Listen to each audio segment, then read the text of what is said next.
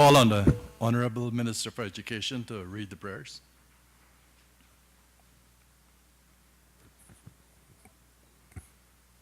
Let us pray. Almighty God, from whom all wisdom and power are derived, we beseech thee so to direct and prosper the deliberations of the Legislative Assembly now assembled, that all things may be ordered upon the best and surest foundations for the glory of thy name and for the safety, honor, and welfare of the people of these islands. Bless our Sovereign Lady, Queen Elizabeth II, Philip, Duke of Edinburgh, Charles, Prince of Wales, and all the royal family. Give grace to all who exercise authority in our Commonwealth, that peace and happiness, truth and justice, religion and piety may be established amongst us. Especially we pray for the Governor of our islands, the Speaker of the Legislative Assembly, official members and ministers of Cabinet, and members of the Legislative Assembly, that we may be enabled faithfully to perform the responsible duties of our high office. All this we ask for thy great name's sake. Let us say the Lord's Prayer together. Our Father, who art in heaven, hallowed be thy name. Thy kingdom come. Thy will be done on earth as it is in heaven.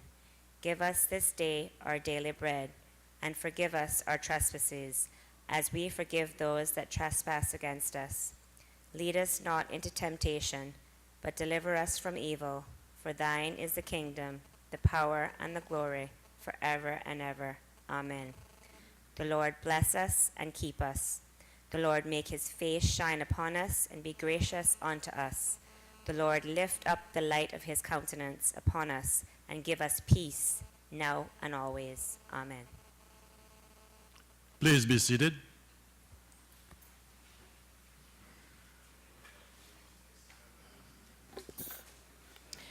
Reading by the Honorable Speaker of Messages and Announcements. There are no messages or announcements, just to give apologies for Madam Speaker, who is not feeling well this morning.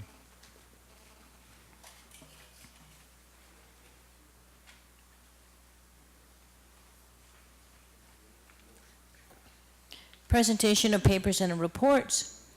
Annual report of the Portfolio of Legal Affairs, financial statements, June 30th, 2013, to be laid on the table by the Honorable Attorney General, ex officio member responsible for legal affairs. I now call on the Honorable Attorney General. Thank you, Mr. Speaker. Mr. Speaker, I beg to lay on the table of this House a financial statement for the Portfolio of Legal Affairs for the period ending 30th of June 2013. So ordered. Does the Honorable Member wish to speak thereto? No, Mr. Speaker. Thank you.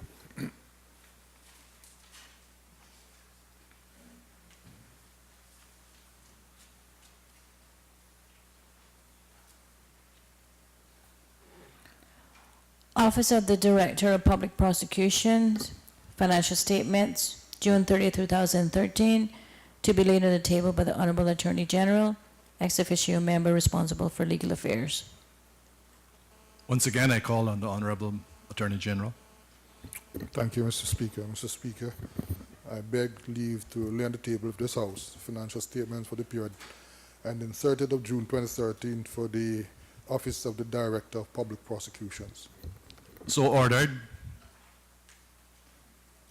Does the member wish to speak thereto? No, Mr. Speaker. Thank you.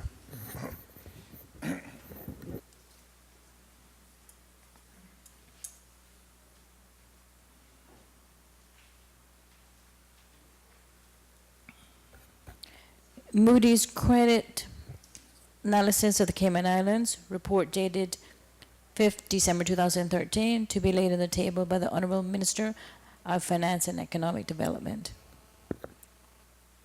Call on the Honorable Minister of Finance and Economic Development. Thank you, Mr. Speaker. On behalf of the government, I beg to lay on the table of this honorable House the Moody's Investor Services Credit Analysis for the Cayman Islands government, issued on the 5th of December 2013. So ordered.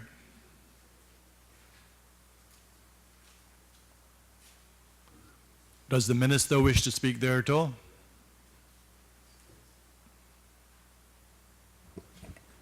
Yes, Mr. Speaker. Thank you.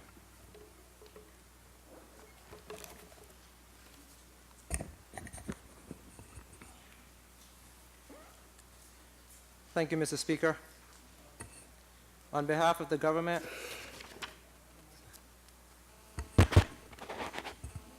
thank you. Mr. Speaker, in a glowing report released on the 5th of December, 2013, Moody's Investor Service reaffirmed the Cayman Islands AA3 government bond rating and stable outlook. Our sovereign rating remains in the top tier of the rating matrix and is only 3 notches below the highest rating of AAA.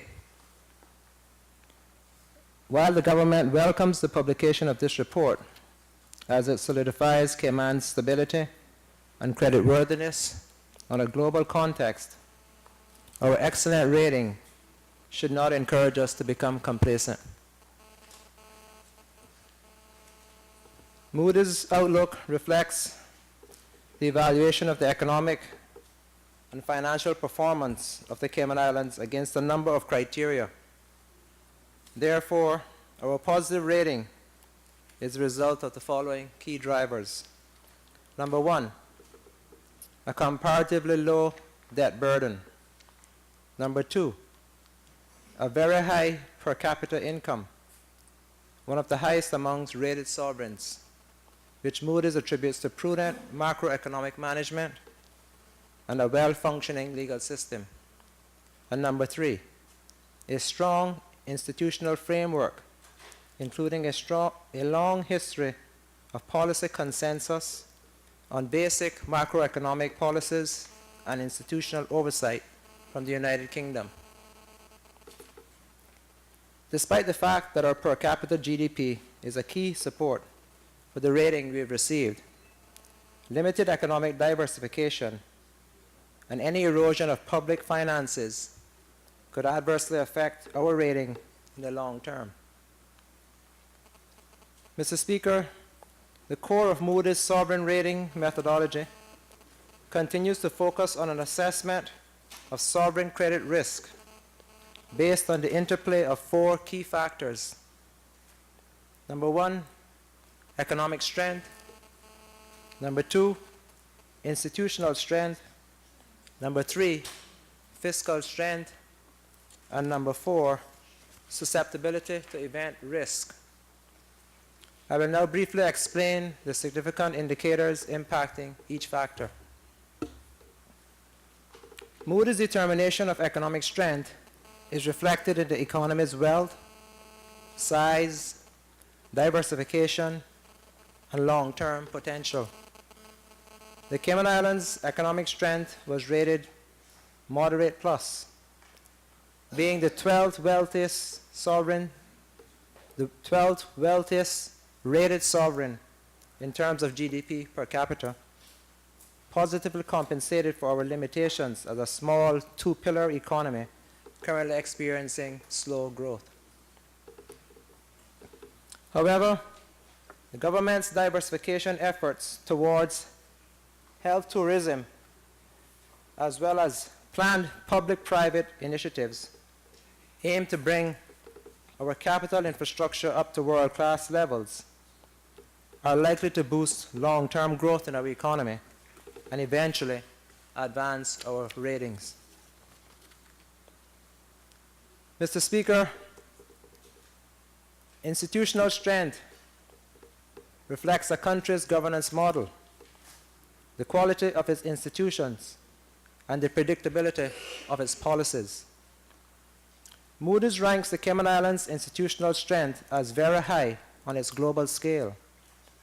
Using the World Bank's governance indicators as a proxy of institutional strength across nations, Cayman is number 1 in the region for this category and ranks in the top 20th percentile of all rated sovereigns. The World Bank's governance indicators measure the quality of governance in over 200 countries, capturing 6 key dimensions of governance, those being voice and accountability,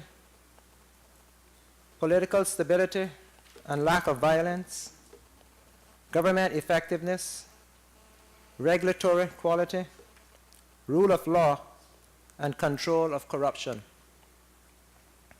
Moody's credits our relationship with the United Kingdom for enhancing the stability of our government and facilitating the success of our offshore financial services industry. With respect to fiscal strength, Mr. Speaker, Moody's defines the fiscal strength of a country based on the overall health of government finances, particularly with regards to its debt levels.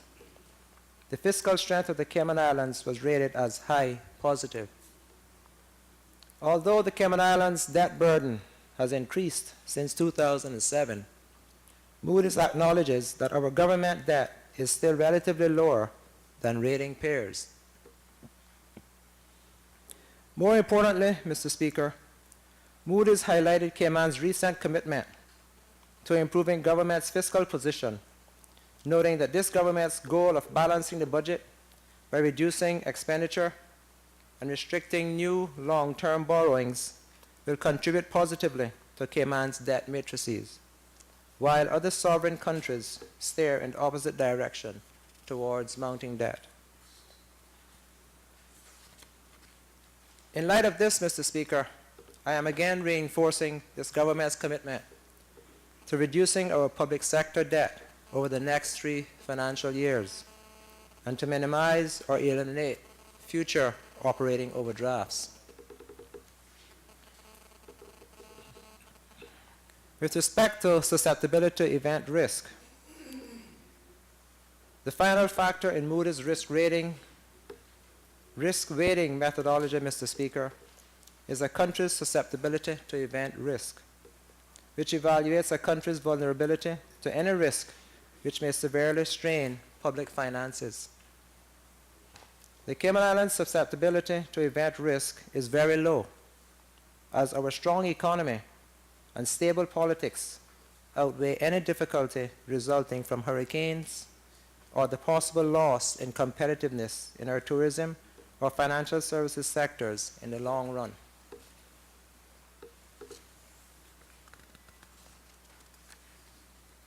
Mr. Speaker, while I welcome Moody's recent analysis of our country's credit standing, I would like to reiterate that the aforementioned good news should not be taken with a complacent attitude.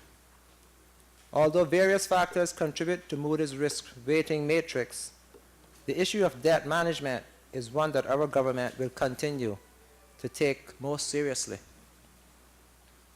Just last year, Moody's stripped Britain from its AAA rating and downgraded it to AA1 as a result of its ongoing debt position.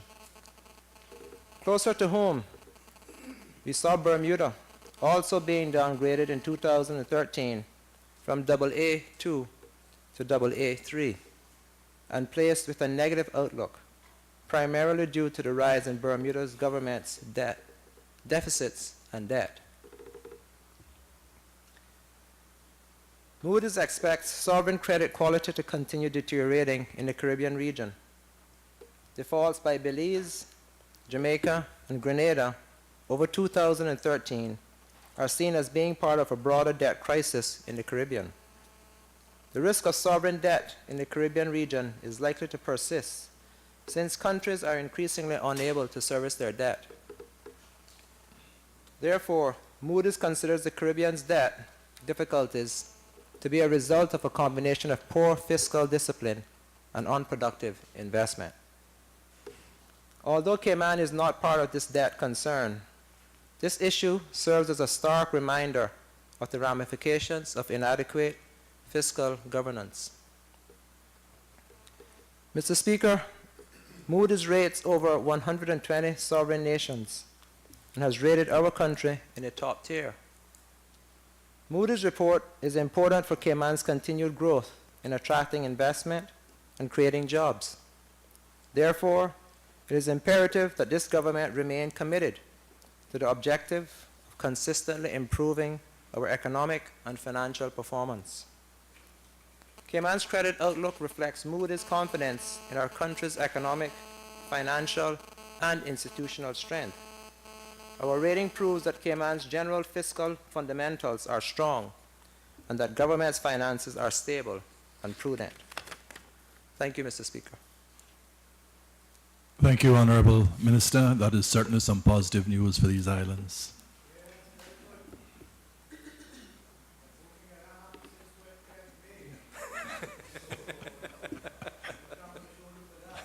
Right.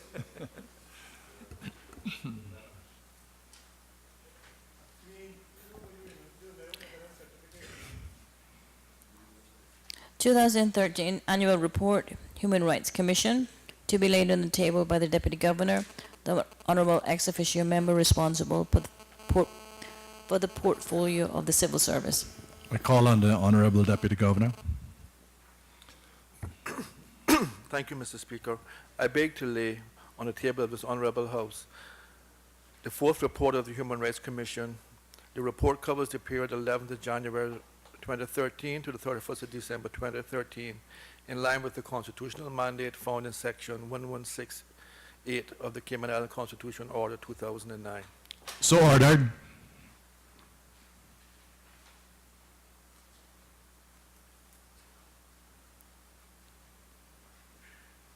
Does the Honourable Deputy Governor wish to speak thereto?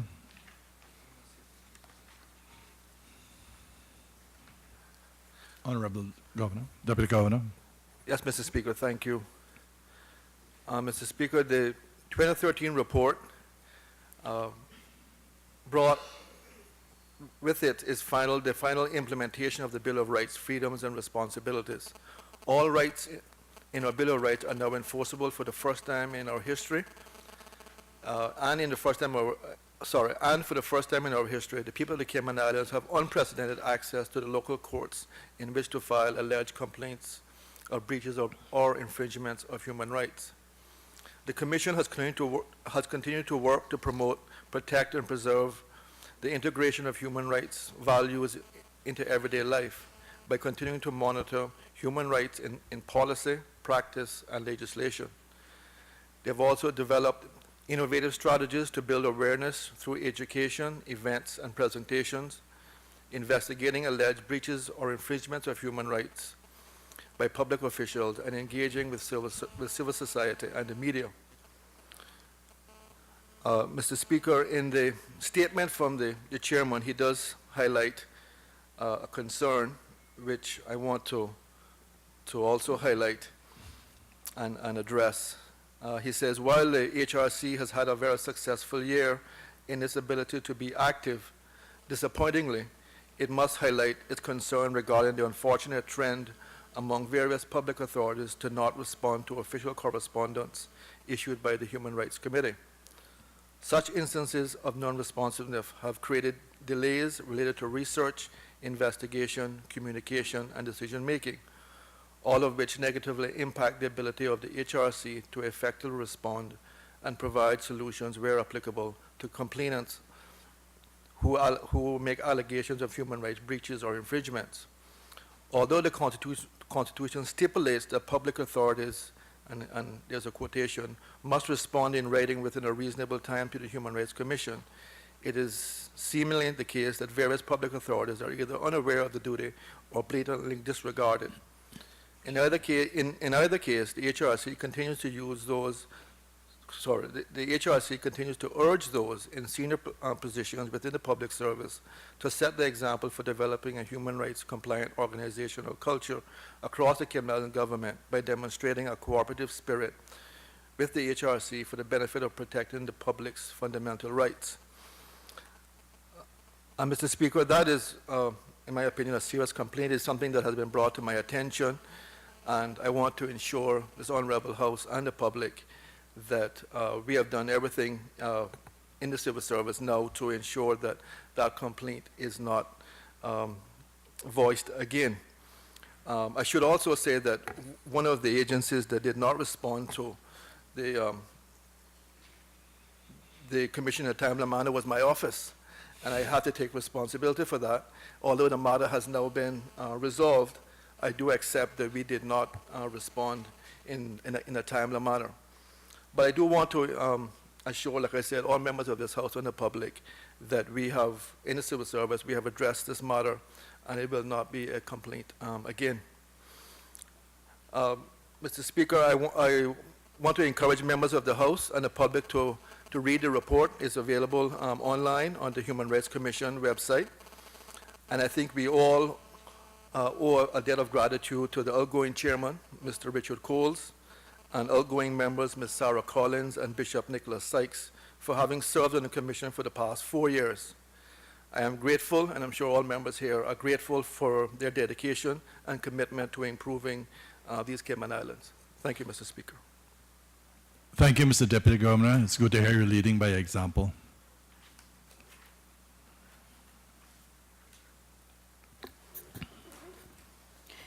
Question to honorable members and ministers of the cabinet.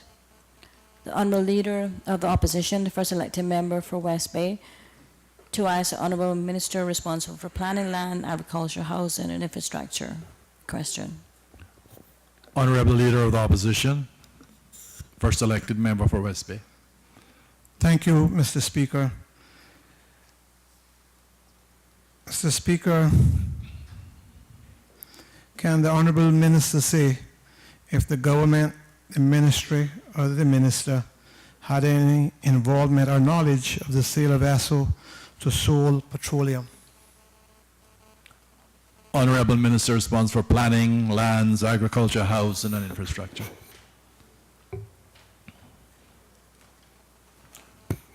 Thank you, Mr. Speaker. The answer. After hearing a rumor that Esso Grand Cayman was sold or being sold, the government contacted the Esso country manager to learn that Simpson Oil Limited, that is Sol, was in negotiations with ExxonMobil, that is Esso, to purchase its remaining assets in the region.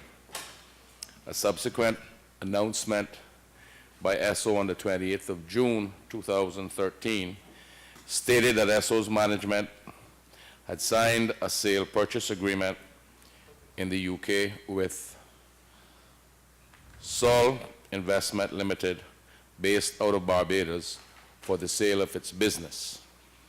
Again, the government was not informed that the deal between Esso and Sol was finalized and learned of this via rumors.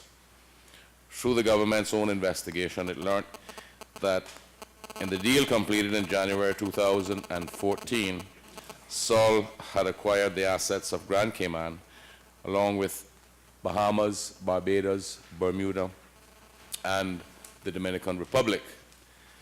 However, before this information was released publicly, neither the ministry nor the Chief Petroleum Inspector was formally advised of this transaction. In fact, the Chief Petroleum Inspector read the news of the recent sale via Sol's website and subsequently contacted Esso regarding the matter. Esso confirmed that the negotiations are now completed. The country manager apprised the Chief Petroleum Inspector that an application has been made for changes to the legal structure of the company here in Grand Cayman, that is, name change at bank accounts and stationery, etc. Other formalities that need to be completed locally are the rebranding of fuel trucks, the aviation fleet, and terminal offices by the end of January. Honorable Leader of the Opposition. Thank you, Mr. Speaker. Mr. Speaker, can the minister say whether they're having any discussions on how the company, in fact, this could be asked of both companies in regards to their pricing structure, in regards to their environmental policy, such as, Mr. Chairman, Mr. Speaker, the oil that leaks or spills and sits in the earth around the station or around the terminal. Honorable Minister. Mr. Speaker, the government has met with both of the new companies, that is Rubis and Sol. And we have had a myriad of discussions surrounding many issues, so that the Honorable Leader of the Opposition, everybody can understand.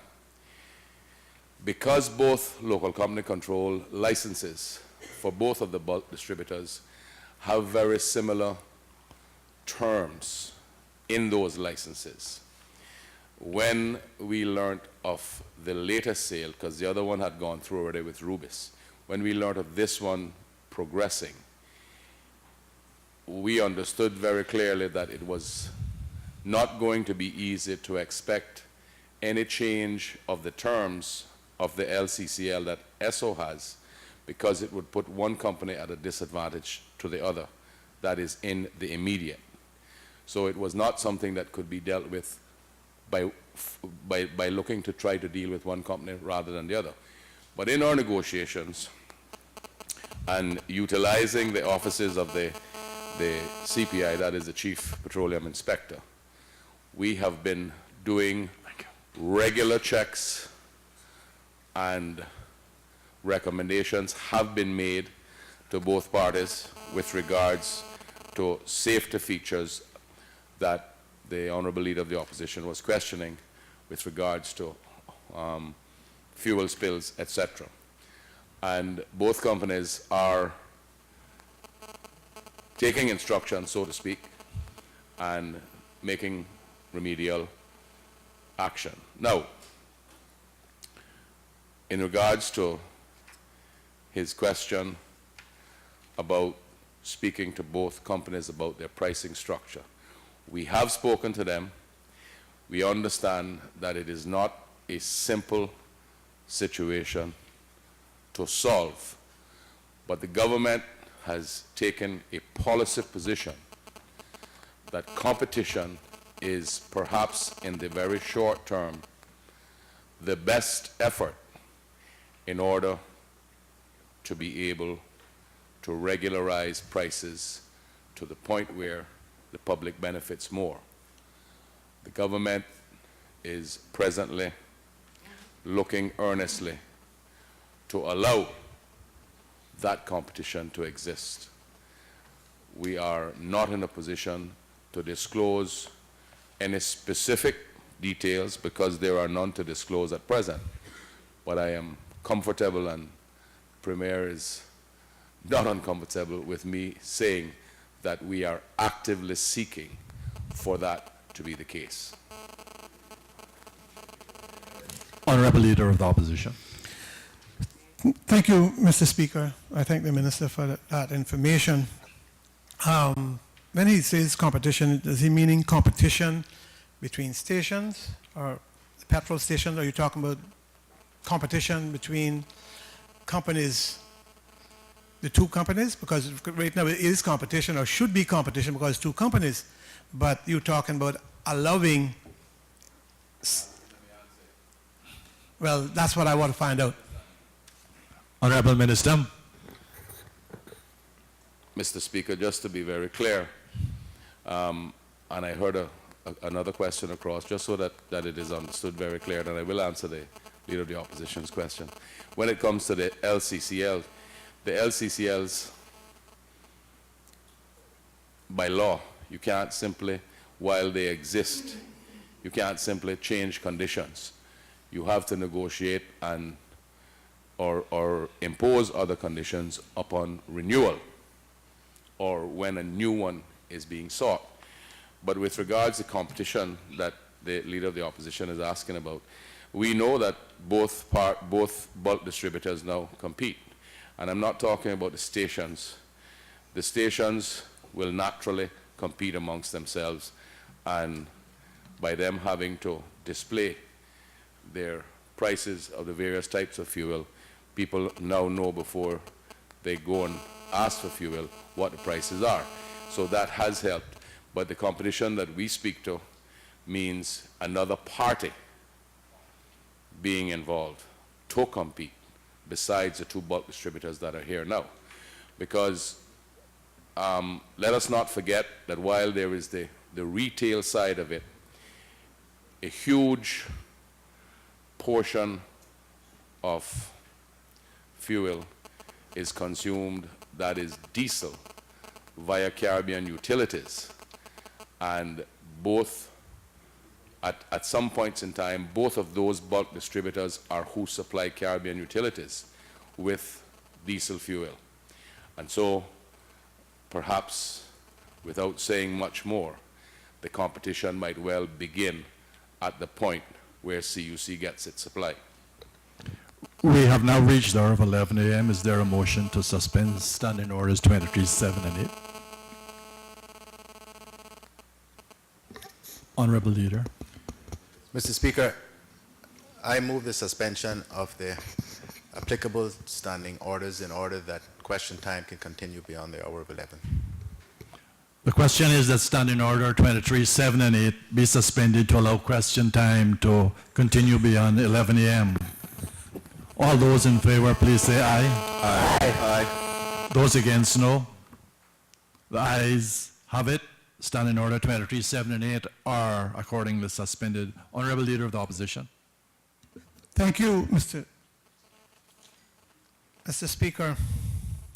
Mr. Speaker, I didn't quite understand what the minister elaborated on in regards to CUC. But is the minister saying that the government will facilitate competition to the extent that competition will not be inhibited by the two companies? For instance, we know they have the mooring and the distribution to CUC from that point. But is the minister saying that the government will facilitate competition as wide as possible, as reasonable as possible? Honorable Minister. Mr. Speaker, the answer to that question is yes.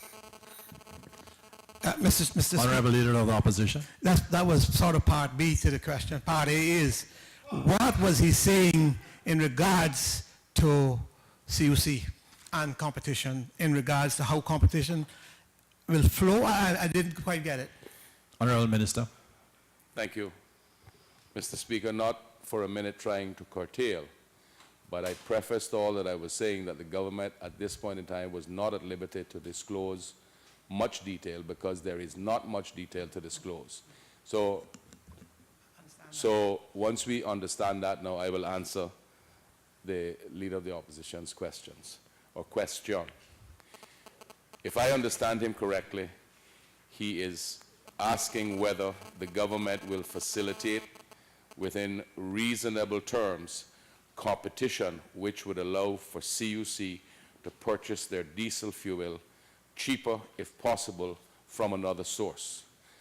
And I understand how CUC gets their diesel now, but I'm saying to you, Honorable Leader of the Opposition, that the government will facilitate that to the best of their ability in future once any interested party or parties are wanting to participate in that supply. Honorable Leader of the Opposition, I'll allow 2 more supplementaries. Mr. Speaker, thank you. Is the minister, can the minister say whether the mooring and distribution that happens now from the mooring point, whether that is controlled under license by the companies or who? CUC? By government? Honorable Minister. That facility is owned by, as I understand it, one of the companies, and there's an arrangement between them for both to have the usage of it, but there is a clear understanding that while that is the only one that exists presently, it is not the only one that can exist. Honorable Leader of the Opposition. Thank you, Mr. Speaker. I suspect this is the last one. Is the minister saying that the government don't own the mooring? Can he say whether the government, is the minister saying that the government don't own the mooring and distribution point? Is the government saying that they have some control over it since it sits on the Queen's bottom, and whether there in fact is any license to that regard? Honorable Minister. There is no specific license to that regard. The equipment is owned by one of the fuel suppliers. The government doesn't have any control over that. And just to make it very clear, and I hope that this leaves answers enough understanding what the position is presently. When I say that it doesn't mean that that's the only one that can be supplied, it perhaps can be done at another location while that one exists also, which would allow for the competition to be more seamless. The Honorable Member of East End, I didn't catch his eye. Thank you, Mr. Speaker. Mr. Speaker, in all the substantive answer and the supplementaries, I didn't hear the minister say whether or not or under what structure will Sol be operating the Exxon terminal here and supply of fuel. Under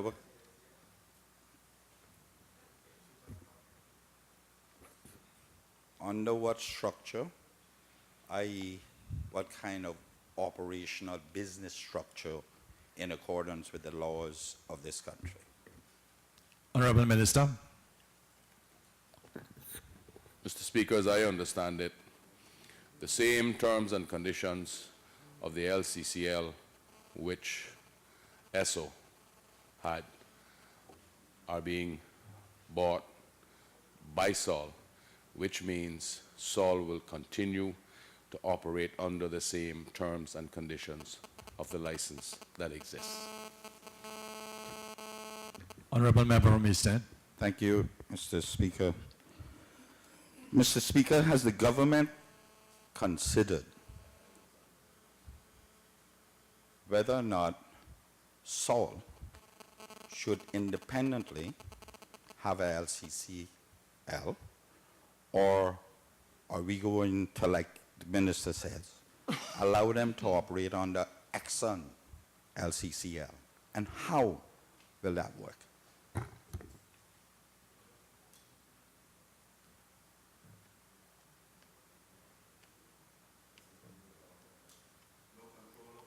Honorable Minister. Mr. Speaker, as I understand it, it's a commercial arrangement between the two entities, which include the assets. I understand the member from East End's question, which includes the assets. Now, the government will have to be informed once there's a name change to the local company's control license. But in normal circumstances, that is simply a matter that is handled through an application to the Trade and Business Licensing Board, and there is the normal course of action. If the member is asking if there's any special circumstances, we don't foresee that because, like I said earlier, we recognized from the beginning that if we were to make any attempts along those lines, we would certainly put the new entity at a disadvantage, bearing in mind that both entities, the LCCLs, are with very similar terms and conditions at present. So to go at one would not be seen as fair if we are seeking any different terms and conditions from what exists presently. Honorable Member from East End. Thank you, Mr. Speaker. Mr. Speaker, I wonder if the minister can tell us if those LCCLs were issued specific two entities and whether or not they're transferable.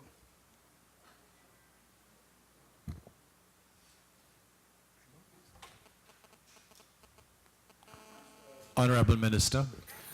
I don't wish to go beyond my own personal knowledge at this point in time, and I certainly will seek an answer to make sure I give the correct answer to the member from East End. But if I had to answer in the immediate, I would simply say this as I have said before in my answers. There is an LCCL which exists, which was in the name of Exxon, or whichever name it was in, or whether it was the local name Esso. And Sol have purchased, as I understand it, the assets and in the agreement, the license. Now, there can be a name change to an LCCL, and there is an application which goes to the board which allows for that change because the assets have changed hands.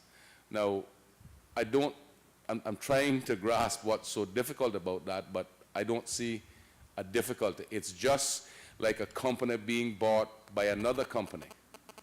An LCCL is an LCCL, but it also represents a company, an entity who owns assets. The LCCL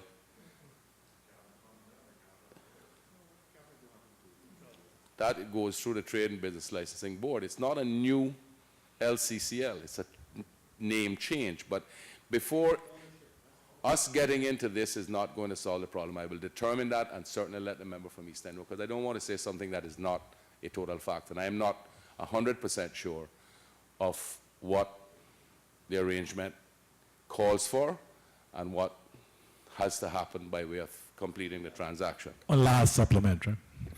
Thank you, Mr. Speaker. Mr. Speaker, I'm trying to assist us as a country to see if someone is trying to circumvent us having control over them, and Exxon still operating in this country but sold out all its assets and operating under a different local license through Sol, who's a completely different entity. We know nothing about them, but certainly we know Exxon, and these people come in here. And I'm just trying to ensure that we are not holding the wrong end of the stick when something happens. But my question, and I hope the minister understands where I'm coming from, and I'm sure he will look into it, and we have the Attorney General and all those corporate lawyers out there. They would know how to do that. Now, Mr. Speaker, here's the next question I would like to ask the minister. He spoke he spoke about competition, and I know he can't disclose very much about it, but he talked about CUC's fuel, which is primarily diesel, and the possibility of other people selling to CUC for reduced electricity costs. Can he tell us if there's any intent in all of that? He also mentioned could be unloaded from different locations. Can he tell us if there's any intent in there for them to set up new terminals? And I ask that because of the provisions for electricity in this country, with CUC having a certain amount of storage and them having others, and extending the period, the lead time to have fuel in the country. Because if they come in by ship, well, I would like to know if there's any intent of giving them another terminal operation in this country to ensure continuity of electricity in this country. Honorable Minister. Mr. Speaker, I think I know the answer to the earlier question, but I will get it in writing to ensure that it's correct. To what the honorable member from East End is asking about, that is all in the early mix of what we are looking at, but we have nothing concrete. But we recognize that it is in the country's interest for there to be a larger supply on hand of fuel, not only for CUC, but for local consumption, given the elements and what could possibly occur and experiences that we've had before.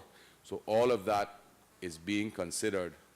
And it is not something that we are hiding, why I am a little bit careful how I answer. It's simply that at this point in time, any answer I give would be speculation, but we will continue to inform this Honorable House as regards to any progress along those lines. But I wanted everyone to understand that it is the government's intention to do everything that is possible to bring the price of fuel down to the consumer. That was the intent. Madam Clerk.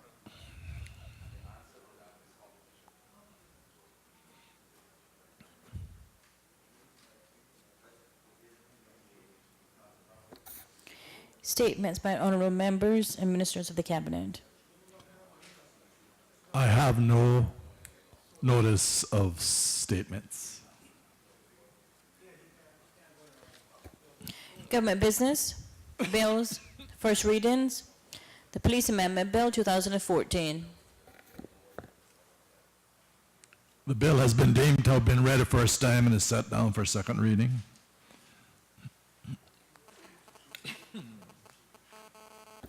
The Criminal Procedure Code Amendment Bill 2013.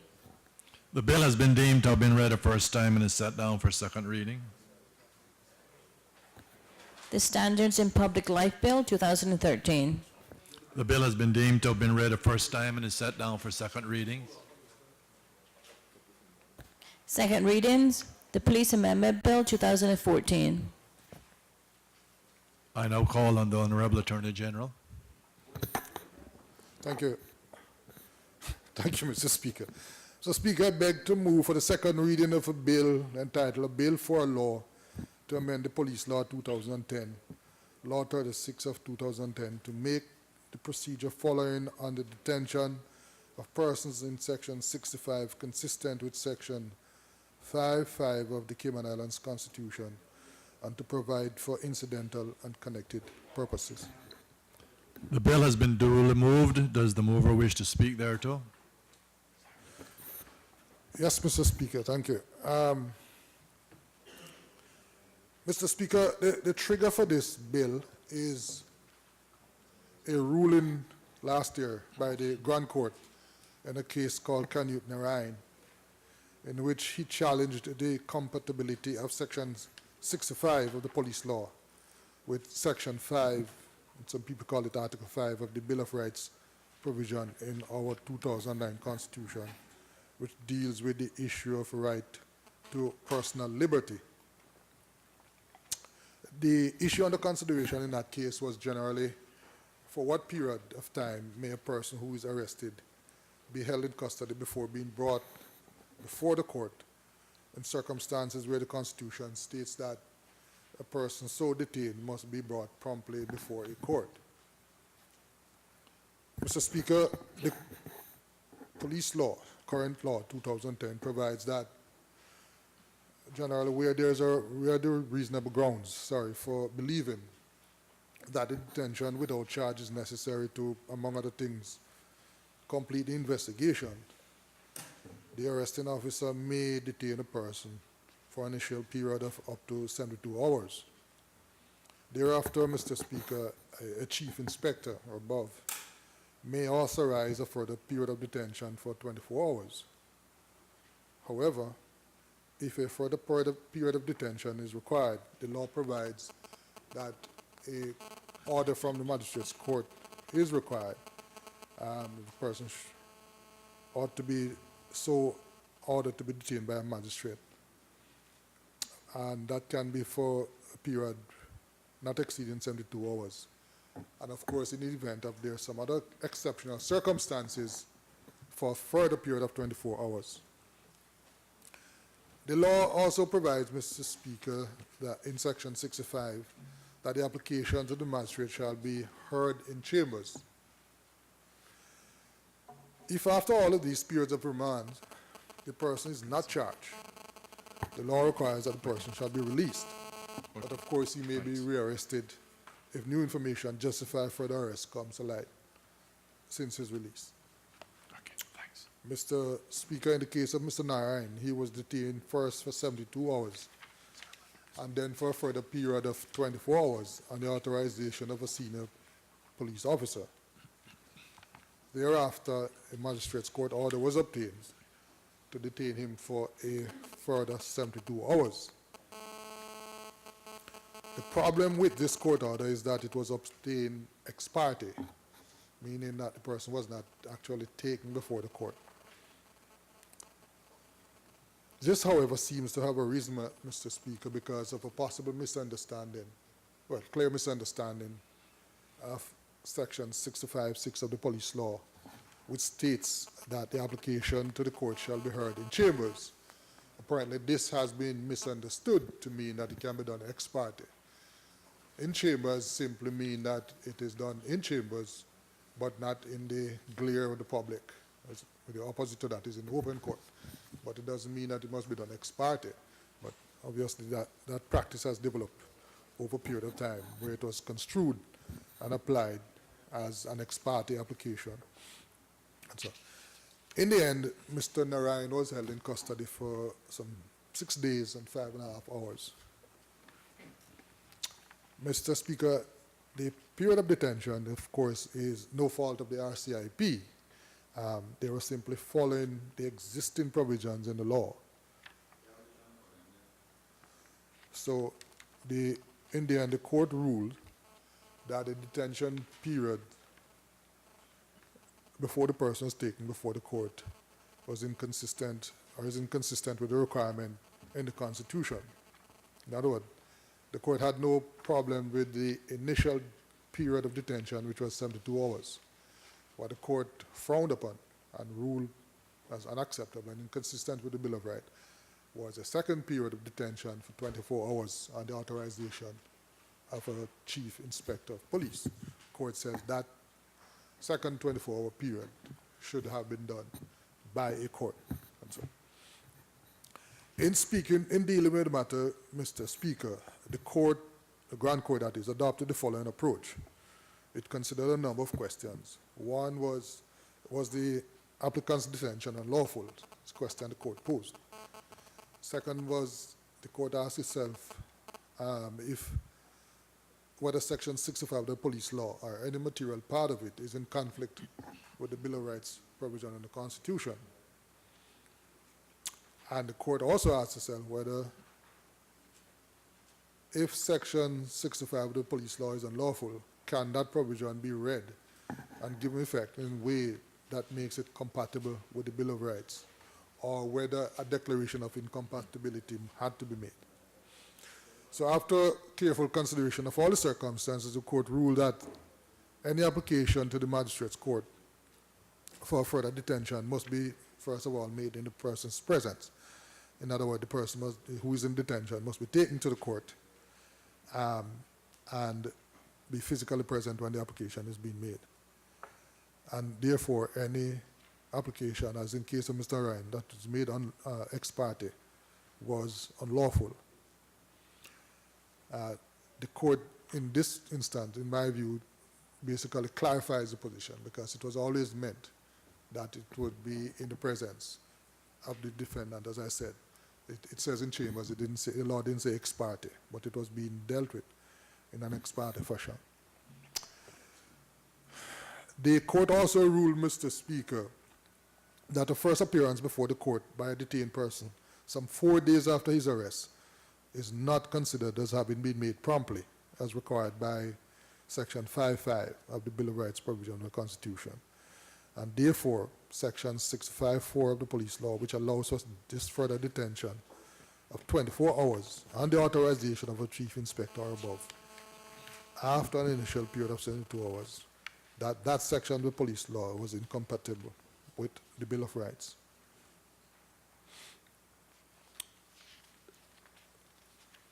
Mr. Speaker, in the United Kingdom,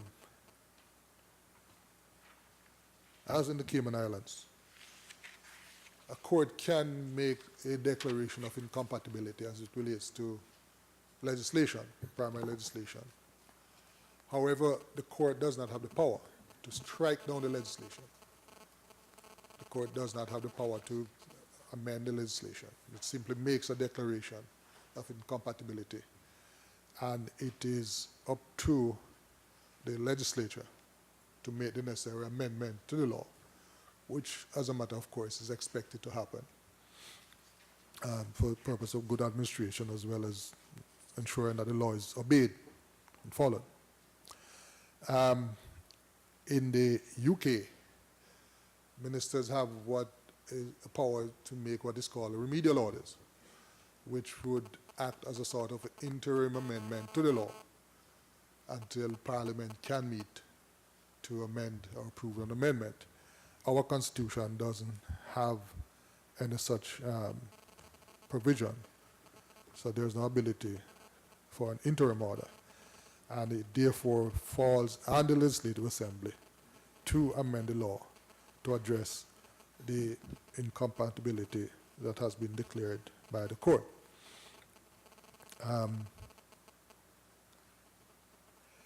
So, Mr. Speaker, the bill before this House seeks, among other things, to repeal Section 65(4), and with it, the ability to remand a person for 24 hours more after the initial 72 hours without a court order. Indeed, what the bill is seeking to do overall is to change the initial period of detention after arrest from 72 hours down to 48 hours. And thereafter, a person can be detained on the authorization of the court for a further period not exceeding 72 hours. It also provides that this is only possible after an officer of the rank of superintendent or above, and I intend to bring a committee stage amendment to say chief inspector and above, Mr. Speaker. After such officer determined that a further period of detention is necessary to, among other things, preserve or collect evidence. Mr. Speaker, the bill also clarifies that the detained person must be taken before the court and be allowed to make submission as to why he should not be further detained. Finally, Mr. Speaker, the bill seeks to address some other matters. It provides, for example, that a custody officer must make a determination at the beginning of each shift regarding the progress of an ongoing investigation of a person who is in custody, and must make a determination on whether continued detention is justified, and must, of course, inform the detainee of the outcome of that determination. And so, in the meanwhile, of course, in doing all of that, the detainee has the right to make representation about his continuing detention and insist that it be recorded by the custody officer. And so, the bill, just of completeness, speaks about one other thing, that is where a person is taken into custody, or detention for that matter, and is being taken to or from hospital, for example, for medical attention. Any questioning by the police during that journey to and fro, or even if he's in hospital, once he's being questioned or interviewed by the police, that period also counts as part of the detention period. It's calculated as part of the detention period. So that's to clarify the thing as well, because you might have instances where a person might very well be in hospital and the police can't ask any questions or do anything, can't conduct an investigation because the person's incapacity and so, in which case that period wouldn't count. So the bill in its purest form is a very simple bill. It seeks to address the weaknesses identified by the Grand Court ruling in Section 65 of the police law. And I therefore commend the bill to honorable members of this House. Thank you. Does any other member wish to speak? Honorable member from Northside. Thank you, Mr. Speaker. Mr. Speaker, I support the bill, as I always try to do, when it comes to providing the police and the Director of Public Prosecutions with tools, resources, and laws to counter crime. However, Mr. Speaker, there comes a point in time when one has to question some competencies around here someplace, because almost every time you pick up the newspaper, there is some story about the Director of Public Prosecutions or the judge throwing out some case because of some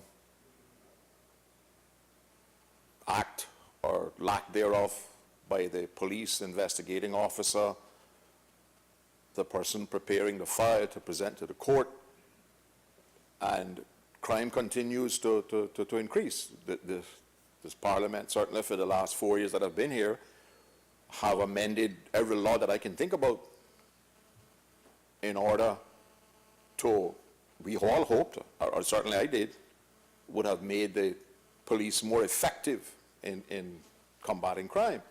But in my community, of course, we don't have any police. We're not likely to get any police. Nobody wants to give us any police.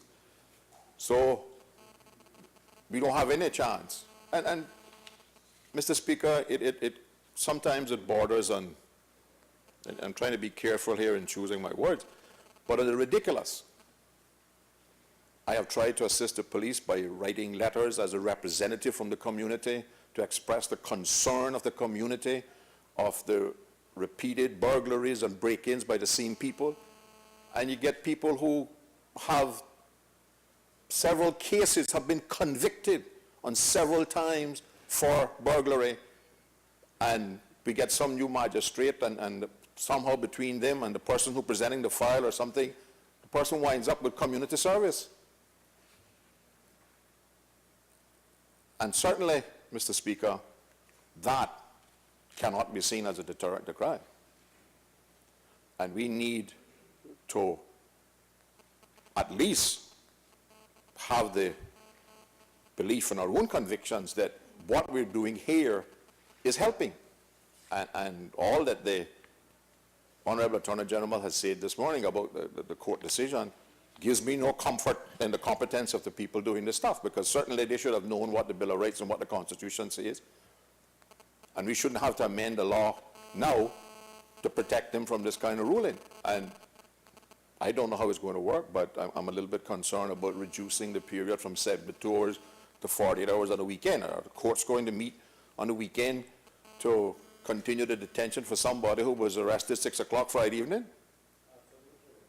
Or is that going to be another case that, well, somebody forgot to do something and we couldn't find the relevant judge or magistrate because they were up in Rumpine or they were in Cayman or Little Cayman or off the island on some vacation, and we got another ruling. So, Mr. Speaker, while I support the legislation, I would ask the government to have a look at what's happening in the Director of Public Prosecution's office and in the police, and somehow try to give the public the assurance that it is not a situation of incompetence that is causing these problems, and why people are not getting the maximum penalty for these crimes that the legislation provides.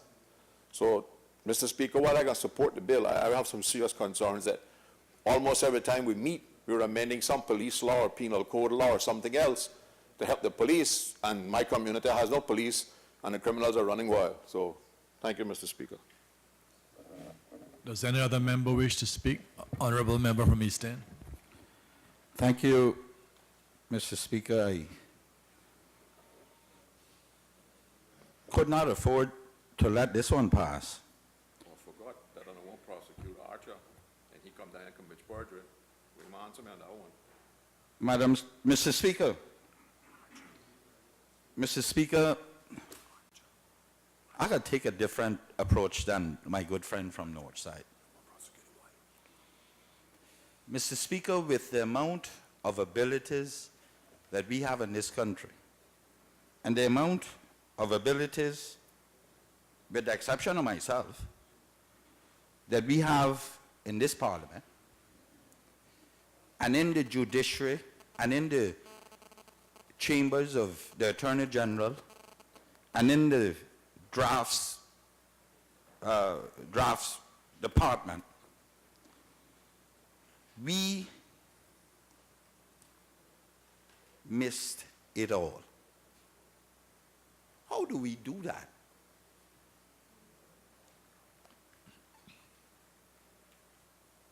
As much ability as the Premier has,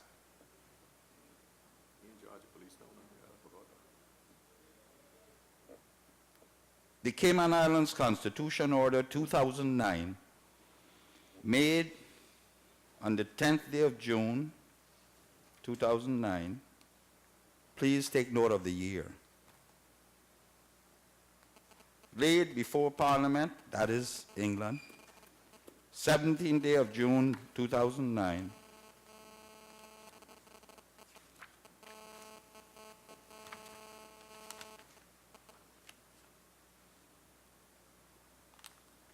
and enacted here, coming into force here on the 8th day of November 2009.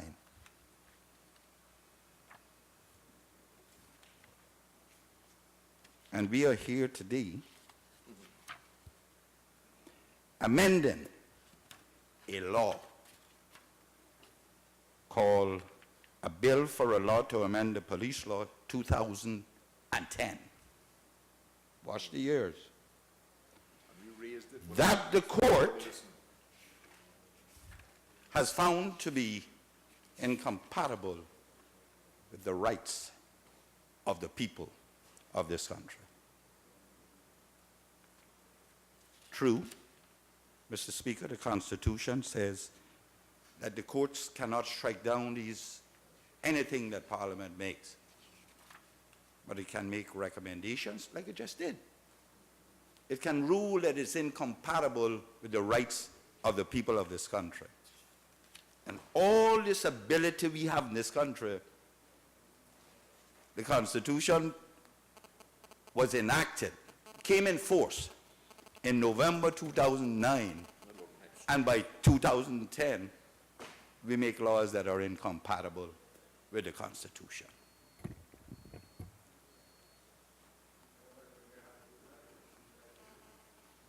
No, Madam, Mr. Chairman, I'm blaming the Premier.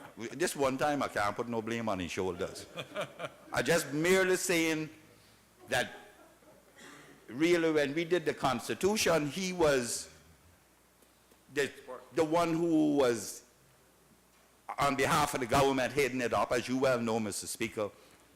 He started in the opposition, and I'm talking about that competence, and we didn't see it. And I don't care what to say about these things or sometime overlooked. We don't respect the laws of this country and the rights of our people. Mr. Speaker, when this police law was coming in place, fortunately or unfortunately, I recall I was off island because my sister was sick. And when I came back, I went to the last meeting they had in there. Yep. And whilst I don't see it in the minutes, I raised this same question on more than one occasion. How are we going to detain people for so long and not lay no charges on them? Of course, non-lawyer me didn't understand the consequences of it. But here we are today, Mr. Speaker, how many times have I not stood on this floor since November 2009 and questioned whether or not, and Mr. Speaker, I want you to know that the Premier and I stood on this floor many times since 2009 and questioned the UDP government concerning conformity with the Constitution and the Bill of Rights. That same Premier now. We have even submitted questions. The Premier, I ain't blaming him, I'm saying, Mr. Speaker, we have brought it to the attention of those who need to change the laws. Mr. Speaker, I got a question, some of it.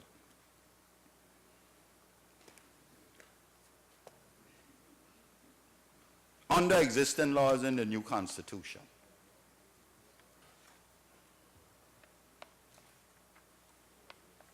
one, that's Section 5. Everything you turn on that, bring QC to do this, QC to do that, and they still lose It says, subject to this section, the existing laws shall have effect on and after the appointed day as if they had been made in pursuance to the Constitution, and shall be read and construed with such modifications, adaptations, qualifications, and exceptions as may be necessary to bring them into conformity with the Constitution.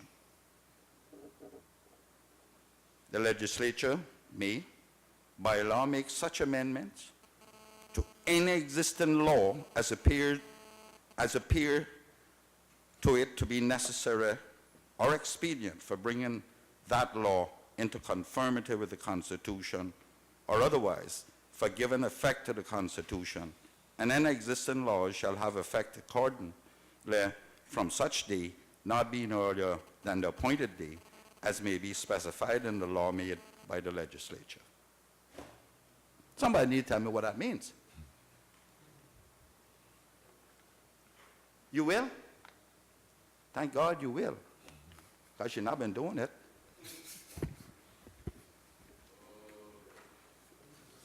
You have not told us what it meant, but I have questioned it over and over and over and over and over about the laws of this country right here. And we constantly hear that, Mr. Speaker, a simple example. The Premier and I, and when he got lands now? The Minister for Lands. Your good self and the Deputy Premier has questioned in here, in particular the Premier, about the phrase or the nomenclature of governor and cabinet. We questioned it for 4 years, and nothing was done. As soon as the Premier gets in there, now we say cabinet. And at the time we were questioning it, I don't know if it's because of which government is in power. At the time we were questioning it, the Premier in particular. It was you because of you, yes? No, it was because we love the governor so much. Oh, you love them? Okay. Well, go Argentina with them now. Mexico, well, watch out for the bullets down there, though. Don't worry, that's a good place for all of us. And the Premier, we question it so many times, and they tell us, oh, well, that's what it means. I recall the leader of the opposition getting up here and chastising us for bringing it. The records will reflect, and the Attorney General too. Not you alone, don't worry about that. I ain't gonna get on top of your back too much.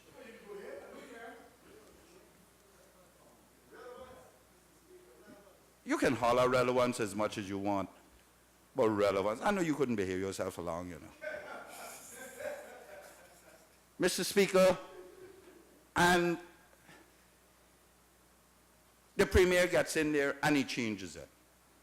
We are here today, and the relevance is that we are not touching the laws that is necessary to do this, and we hope the court says, okay, don't worry about it.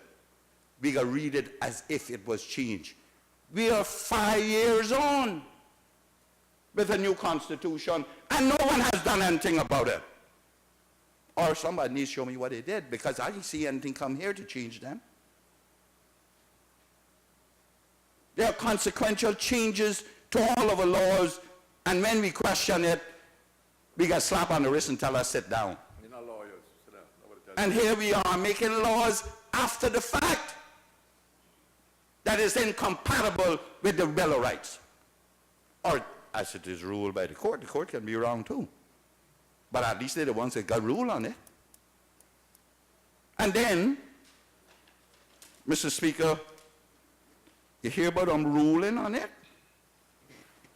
And mind you, I know lawyer. The Premier brags that he got 9 of them out there. No wonder the guy got nothing done. No wonder I can't get anything done. Mr. Chairman, Mr. Speaker, Section 27 says, You need your glasses, man. Your hands again. in relation, under remedies,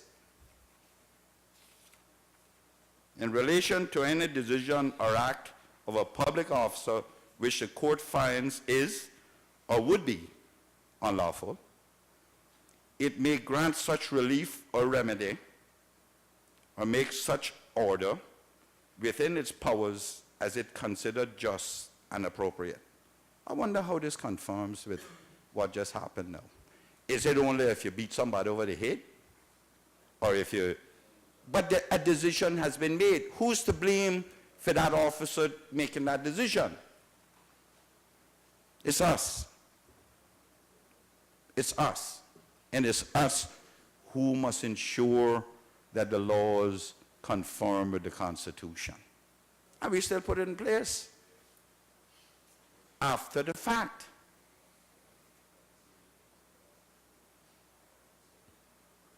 And it's not an operational decision. It's a policy decision. The policy was born here, and we allowed it to happen. And we like to say that people like me don't know what we're talking about. Absolutely. But that's why we have supposedly lawyers and advisors. They don't read the bill. We know read They lead us down the path, no read this. and all we can ever hear is that this is the way it's done in England. We are unique to ourselves. England do it because of terrorism. They have to put it in place. We're not supposed to wear guns in this country, the police. But I just come from England, and I had Dodge M16s. They're knocking you down with them in the airport. But we're not supposed to do it. Why? Because we're different.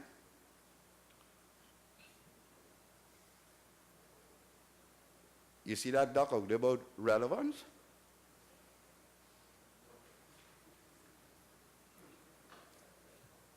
It waddled like a duck. Looked like a duck. I'll be a duck. Mr. Speaker, my relevance is, you know, people hate the truth. I'm not trying to blame the Minister for Finance. He looks like pig, you know, when you throw a rock that hit something, somebody squeal. I'm not trying to blame him. I am saying, what is this government going to do now? Or the Attorney General or Chambers, he's responsible for this, to ensure that all our laws are in conformity, conforms with the Constitution and the Bill of Rights.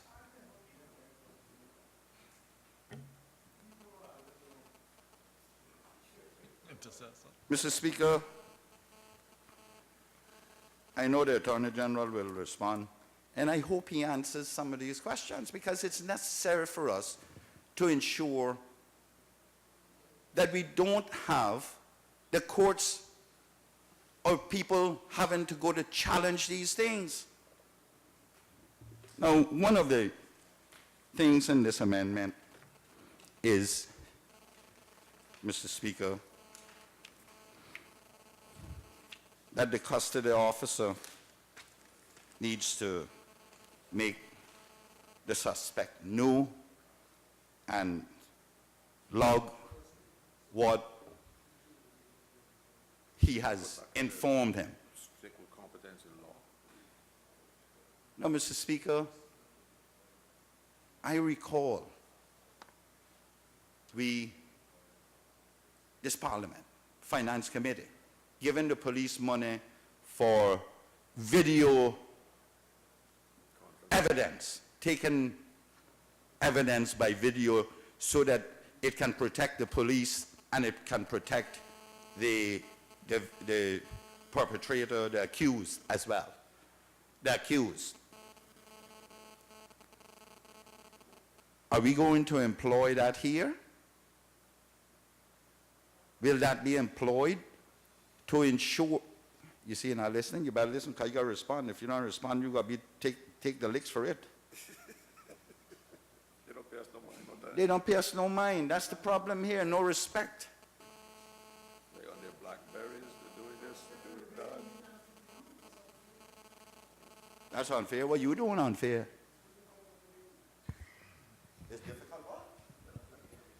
It's difficult not to hear me, but he asked me what I said.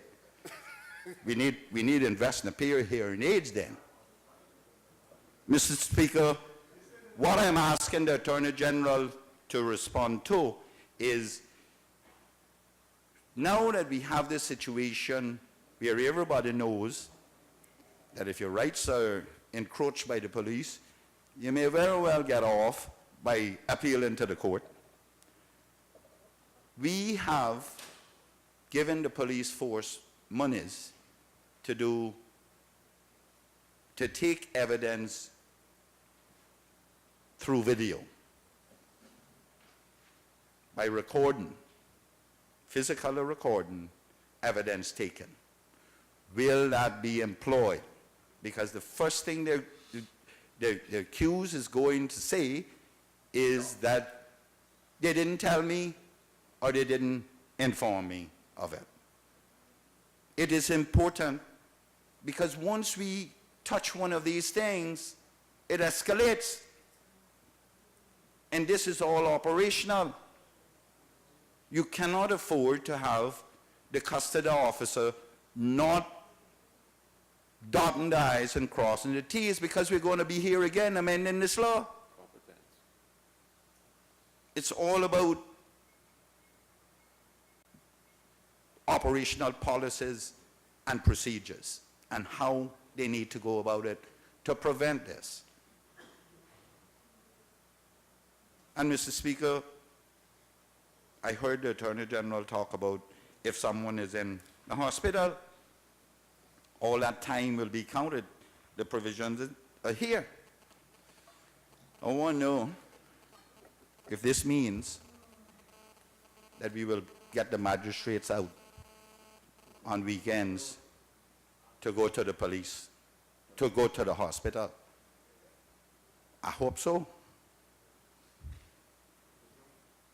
Because that is the last thing that needs to happen. If you arrest that person and on the way to the police station, he goes to the hospital and they have to keep him there, and it's over the weekend that the 48 hours come due. And he needs to, the application has to be made in front of a judge or a magistrate, and no magistrate are available. You need to leave him in hospital unconscious or in the infirmary and release him. Mr. Chairman, it is very important that we cover all our bases now. And I hope that's the case. But I'm sure the Attorney General will do that. But he needs to also answer us and tell us what progress has been made on the amendment of the laws to conform with this Constitution. Thank you, Mr. Speaker. Does any other member wish to speak? Does any other member wish to speak? I will now call on the mover of the bill to exercise his right of reply. I acknowledge the Honorable Premier. Mr. Speaker, I just wish to say a few words, particularly given the long lament of my colleague from East End. Mr. Speaker, the Constitution itself, I believe, is working precisely as we envisaged it would in this respect. We had long discussions about what the effect of a finding by the Court of Unconstitutionality with respect to any legislation would be. And in some jurisdictions, the court has the ability to strike down the offending piece of legislation, or at least to strike out the offending provision. We felt collectively that the ultimate authority for making legislation should remain with the Legislative Assembly of these islands, and therefore the provision simply provides for the court to be able to declare a particular bit of legislation to be incompatible, Section 23 of the Constitution.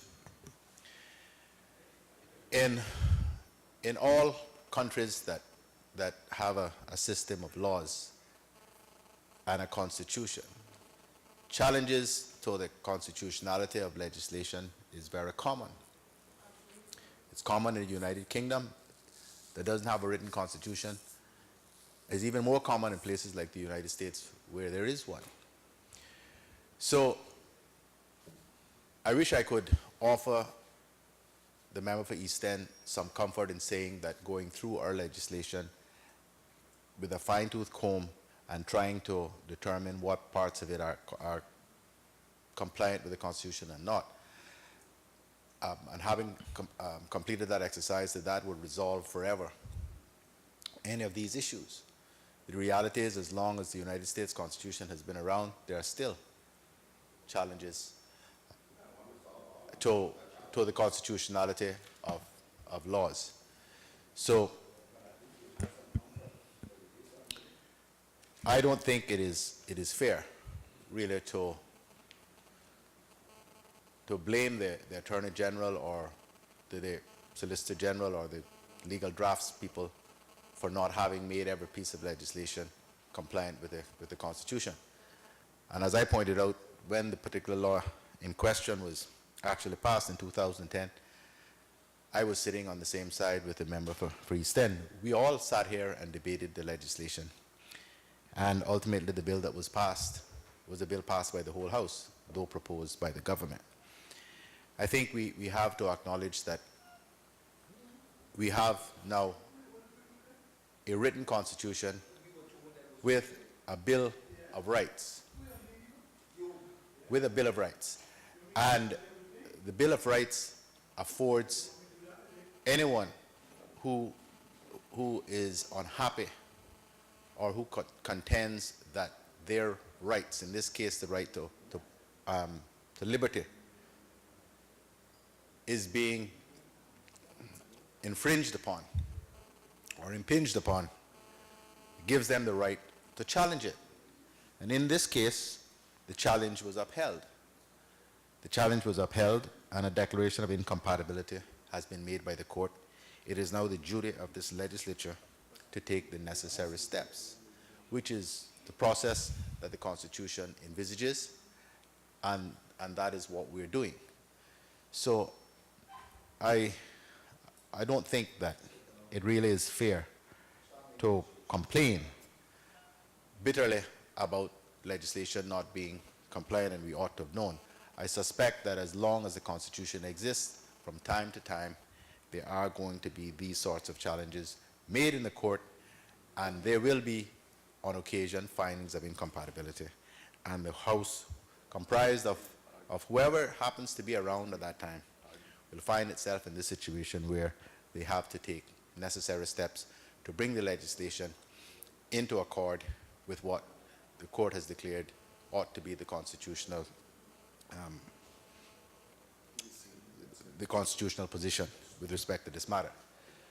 Now, Madam Speaker, the point which was raised by both members who spoke, the member for Northside as well as the member for East End, about the period of detention being proposed to be reduced from 72 hours in the first instance to 48 is one that also is also one that raised a question with me.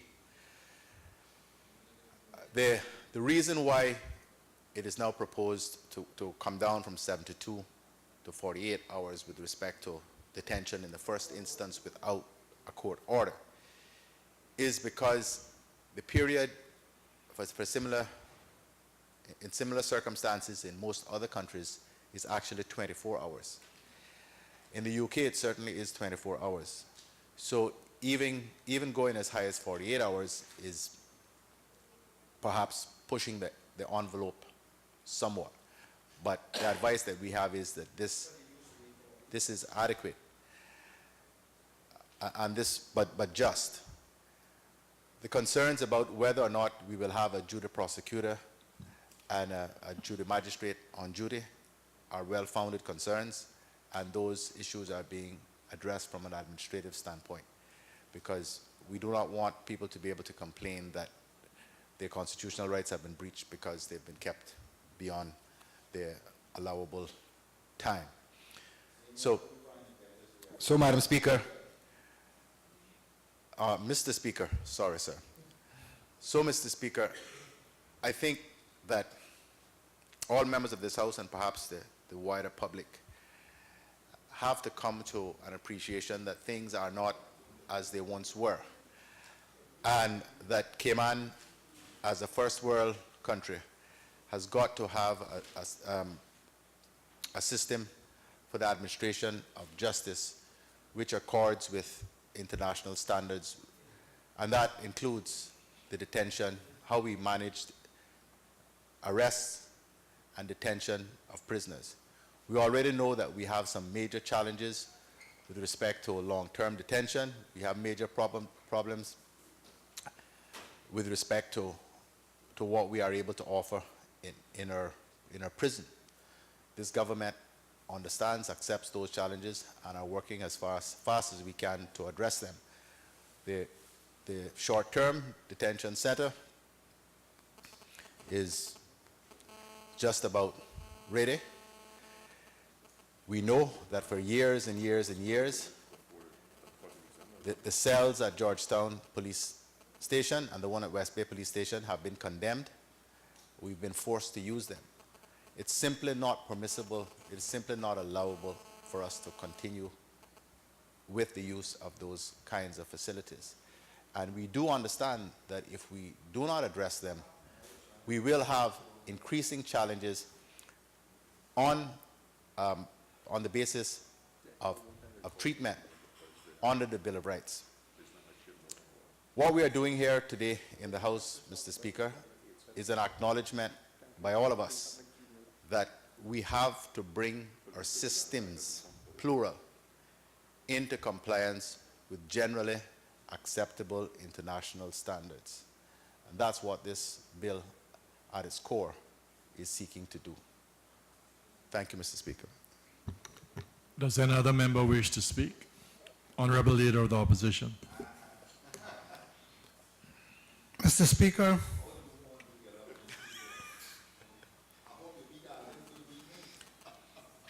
I think I should leave the Premier alone. I thought he accounted for himself pretty good. It is those persons, Mr. Speaker, who caused me to get up that I should beat. But that's not what we're here for, Mr. Speaker. That's good. Mr. Speaker, gone should be the days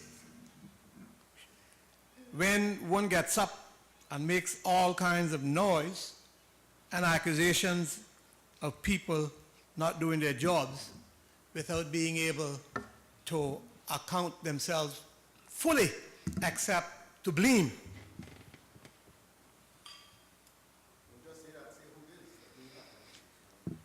You heard, I like the bantering between the Premier and his long-lost supporter.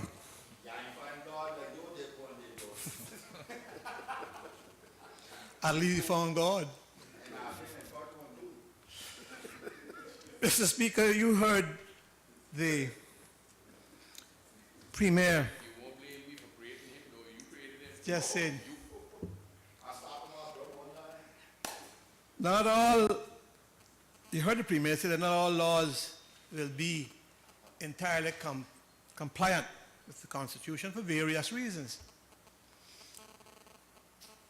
And so, Mr. Speaker, the member who raised these matters and was pointing the fingers this morning in regards to this piece of legislation ought to understand, because he sat in cabinet for a period, that you listen to your legal advice that sits in cabinet, the government's advisor.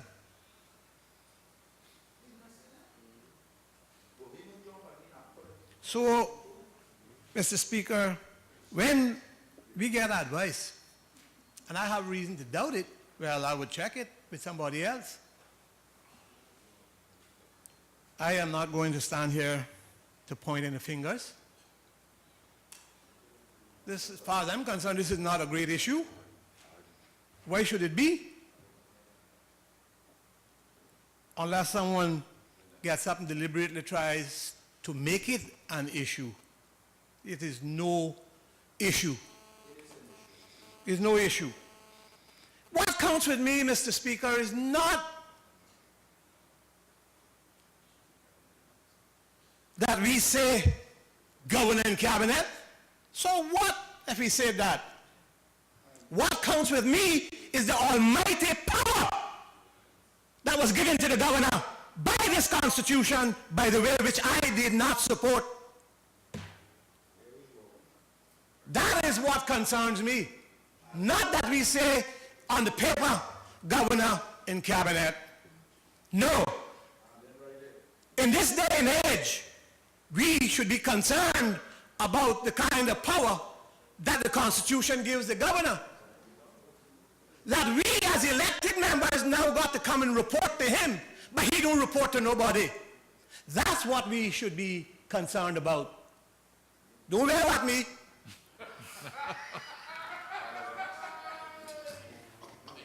And the son didn't give it to him in Lancaster House. I didn't give it to him. I wasn't there with all that. You Order. Elio Solomon didn't vote for it. Don't bring him into this. The man is not here to defend himself. So, Mr. Speaker, Despite your best efforts. the Constitution is what it is. We have it. And you're going to constantly find ways and means that you have to work your way around it. Because nobody's infallible. Understand that. I know.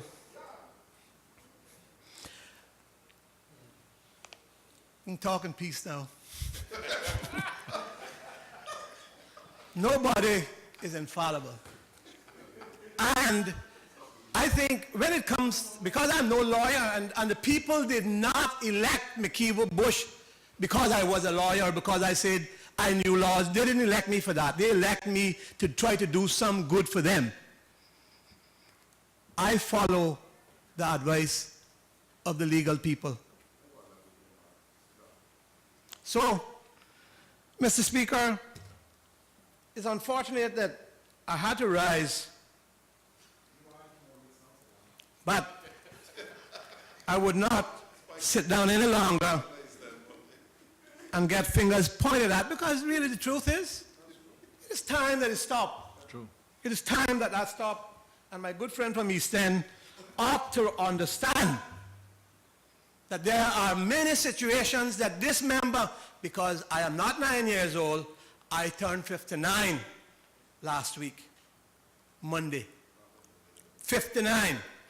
And I got a lot of history. In fact, this year is 30 years and 5 months that I've been in here. And so I know the history. I know the laws. I can go back. You, Mr. Speaker, quite understand because you've been here next longest, you and the Minister for Agriculture. Planning. We understand. You point your finger, you better go back and sit down in your seat and see what you've done. Thank you, Mr. Speaker. Does any other member wish to speak? Does any other member wish to speak? I will now call on the mover of the bill to exercise his right of reply. Thank you. Thank you. Honorable Attorney General. Thank you, Mr. Speaker. I never thought that the bill would have evoked such passionate and robust debate, but as the Honorable Premier points out, what has happened is that the Constitution is working. It's working for the people who intended to serve. And we will have many, many more of these debates. And without repeating anything, I can also say that I am unable to give any comfort to the honorable member from East End that we won't have more challenges in court. That's what it is all about. Persons go to court and they look at every legislation and they try to pick hole in it, all in trying to be acquitted or win points or so. That's what lawyers do. That's why the court is there. There are countries that have constitution as far back as 1960, 58, 62, and their legislation is still being challenged today. We recall the flurry of activities in the UK 2008, 2009, 2010 with the counter-terrorism law, extending the date from up to 42 days. They have a 1998 Human Rights Act which came into effect in 2000. And until this day, as we speak, there are still challenges to UK legislation, going all the way to the European Court of Human Rights.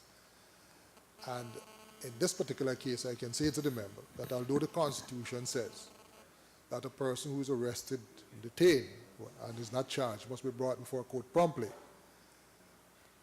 the judges from the European Court of Human Rights or the Privy Council or anywhere have studiously stayed away from defining how many days should be regarded as prompt. They have not set a date and says 4 days is prompt, 3 days is prompt. They have not done that. Because the jurisprudence is evolving as we go along. And what is considered prompt today might be ruled otherwise another 10 years from now.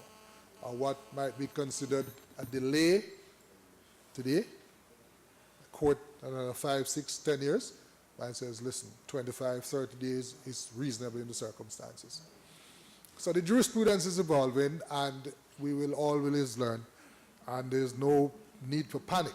The Constitution is designed to serve the people, and the challenges before the court is just one other way of ensuring that it works.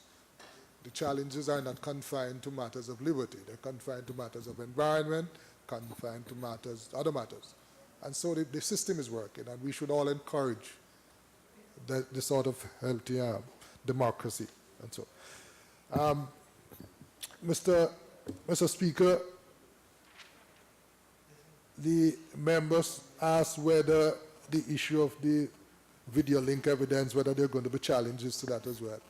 I will speak to that when I certainly touch on that bill, which is the next one down on the order paper. You heard the Honorable Premier confirm that there will be administrative arrangements for duty prosecutors, duty judges, JPs, to deal with incidents where the 48 hours fall on the expiry of the 48 hours falls on weekend. Or public holidays for that matter. That's something that the court do now. Anyhow, if there's a necessity for a judge or a prosecutor to be available to deal with matters of emergency. So that won't really cause any serious issue with us. But the fact is that the declaration has been made, and we are required to, as a parliament, to address the concerns that has been flagged by the court. And so I certainly thank members for their contribution to the bill, and I commend it to this House. Thank you. The question is that a bill shortly entitled the Police Amendment Bill 2014, Bill 2013, be given a second reading. All those in favor, please say aye. Aye. Those against, no. The ayes have it. The Police Amendment Bill 2014, Bill 2013 has been given a second reading. Mr. Speaker, could we have a division, please? Madam Clerk.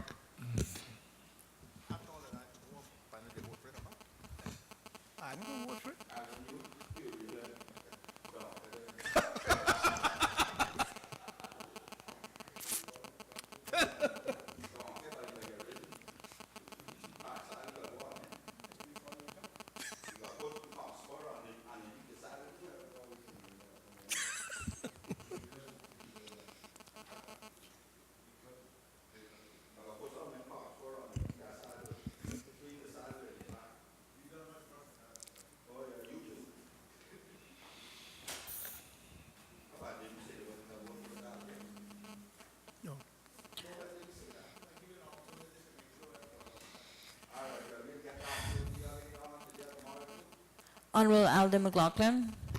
Aye. Honorable Moses Colonel. Wait.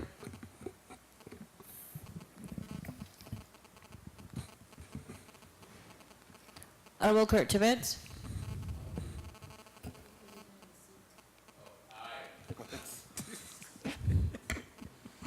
Honorable Osborne Borden. Aye. Honorable Wayne Clanton. Aye.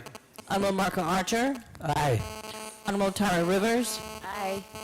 Honorable Mr. Winston Connolly. Aye. Mr. Roy McTaggart. Aye. Mr. Joseph Hugh. Aye. Mr. Al Saku. Aye. Honorable McKeever Bush. Aye. Mr. Barney Bush. Captain Eugenie Banks. Aye. Mr. Ezra Miller. Mr. Art McLean. 2 ayes.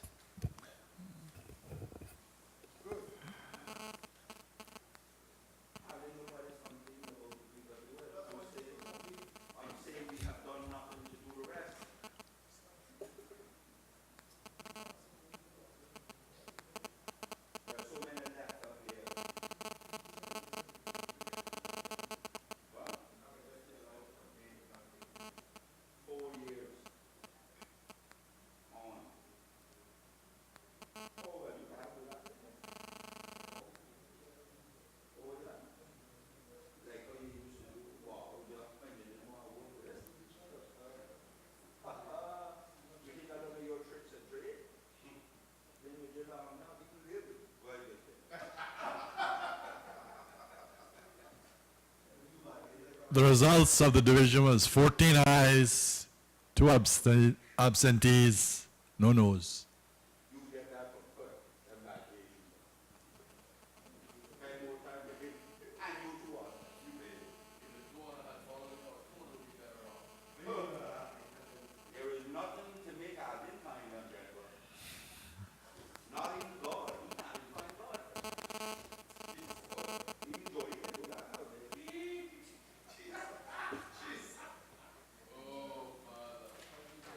We're going to keep going.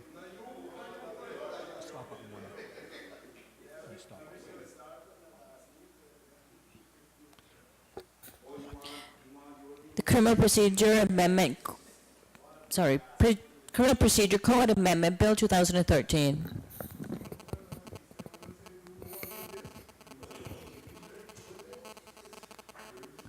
I now call on the Honorable Attorney General. Thank you. Thank you, Mr. Speaker. Mr. Speaker, I beg to move for the second reading of a bill entitled A Bill for a Law to Amend the Criminal Procedure Code 2013 revision to make provision for teleconferencing for purposes of mention and remand and for incidental and connected purposes. The bill has been duly moved. Does the mover wish to speak thereto? Yes, yes, Mr. Speaker. Thank you very much.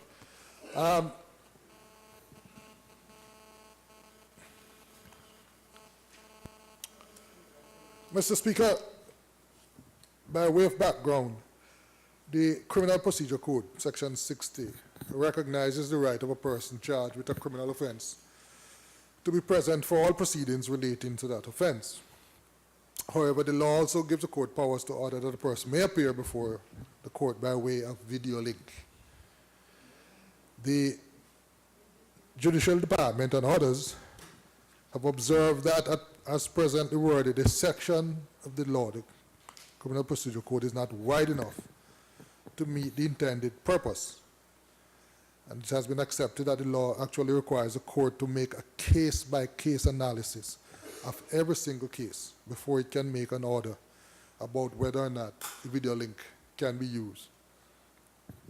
Accordingly, the government has been requested to take a further look at it, and certain stakeholders, including the judiciary, the prison department, the Ministry of Home Affairs, the Attorney General's Chambers, the Office of the DPP, the RCIP, have all taken a look and agreed, Mr. Speaker, that it is necessary, or desirable for that matter, to amend the Criminal Procedure Code to further facilitate the courts having wider powers to conduct video link remands. Mr. Speaker, the ability of the court to conduct these remands via video link would be, among other things, very cost efficient, a cost efficient sort of initiative for the administration of justice. It would immediately, for example, reduce the number of remand prisoners who have to be transported from HM northward to Georgetown on a weekly basis. It would prove to be a big security initiative in that far less high-risk prisoners would need to be physically transported to court for remand hearing in circumstances where sometimes such hearing lasts for less than 5 minutes before the court. It would also, Mr. Speaker, allow for a larger number of prison officers to remain at Northwood instead of having to accompany prisoners to Georgetown and often having to remain there for the great part of the day, as long as the court is sitting. Madam, Mr. Speaker, the proposed amendment therefore would give the court wider discretion to direct that video link remands be made more routinely instead of having to conduct a case-by-case analysis in order to make that determination.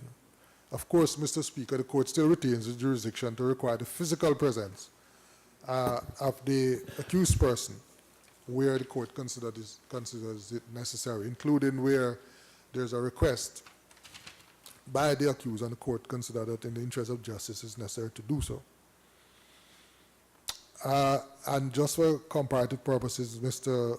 Speaker, we have looked at other relevant legislation in places like Western Australia, for example, where the Criminal Procedure Code provides that when the accused appears before the court by means of video link or audio link, the court may, in relation to the charge, exercise any power in the act and comply with the Bail Act, as if the accused person were personally present before the court.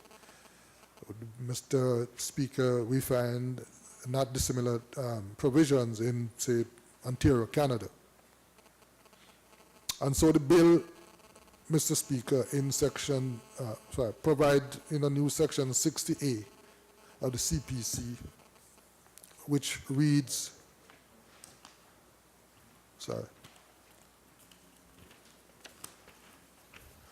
a new section 60A, which reads that where an accused person in custody or detention, whether in relation to a charge before the court or not, is required to appear before a court for purposes of mention and remand, the court shall, if there is a television link or other similar means referred to in section 62B, between the place of custody or detention and the court shall conduct proceedings by a live television link, unless A, the court on its own motion determine that attendance in person is otherwise necessary in the interest of justice, or B, the court, upon the request of the accused person, determine that attendance is otherwise necessary in the interest of justice. And so, Mr. Speaker, sorry, the simple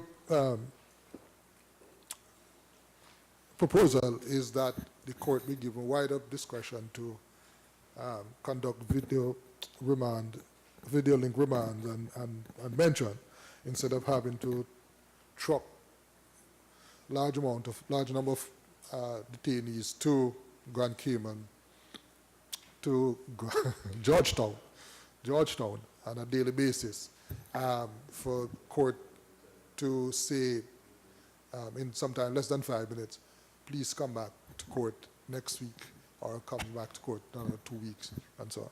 So hopefully the bill will resonate with honorable members and they will give it its support. There are certainly no human rights concerns as far as the bill is concerned, as far as we are aware, because it provides that the accused person and his attorney will be able to simultaneously participate in the proceedings whilst the court is conducting the proceedings. So,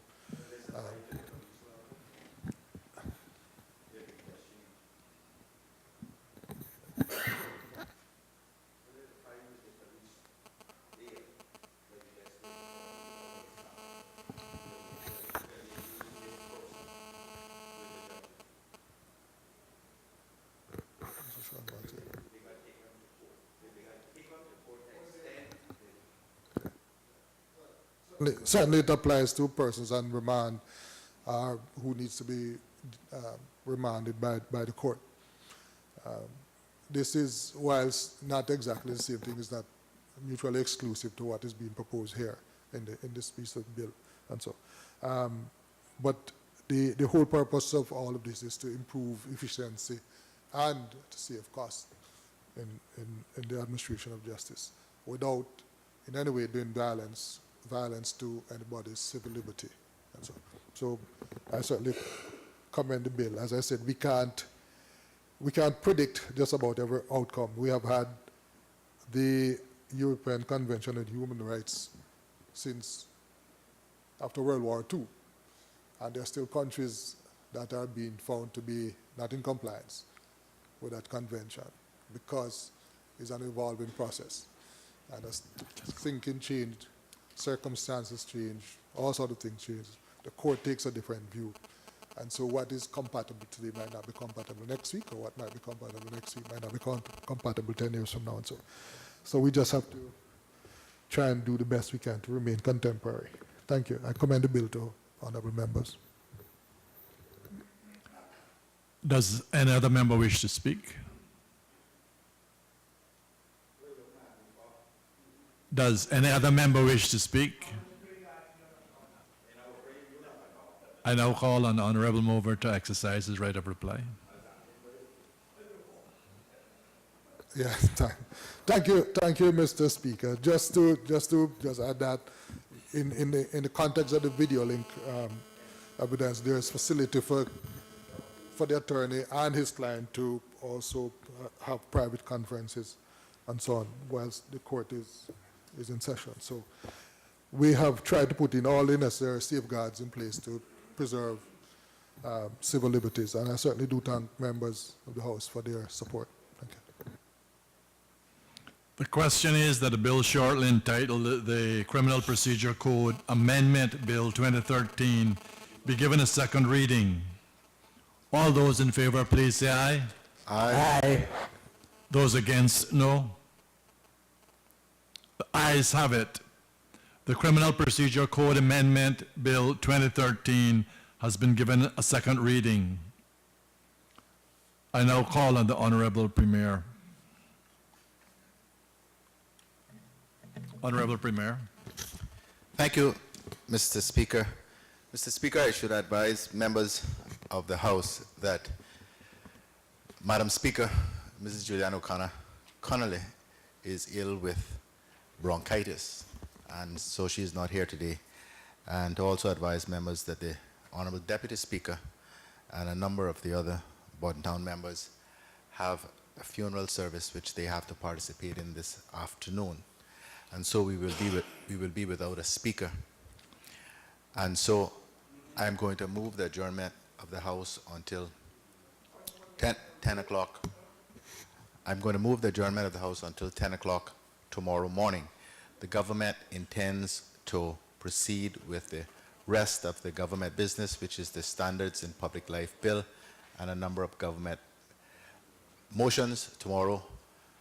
Very cognizant of the fact that Thursday is private members' motions day, but the government needs to get through this business. I have to leave for the UK on Friday evening, and I wish to ensure that the government business is dealt with prior to my departure.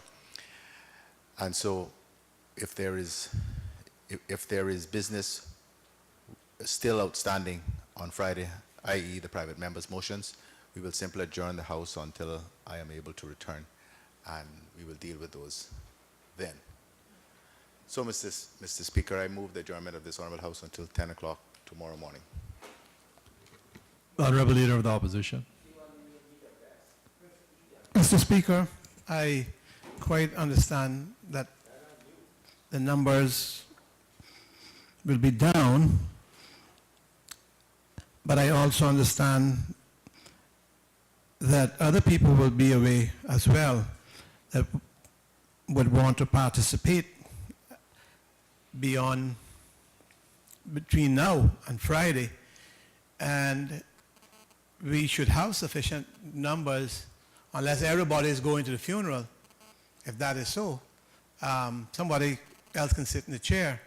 We do have quite a bit of business that we would want to deal with. Unless members don't want to deal with it, they're not going to deal with it till after Friday. But that means some members then might not be able to get to deal with the business either.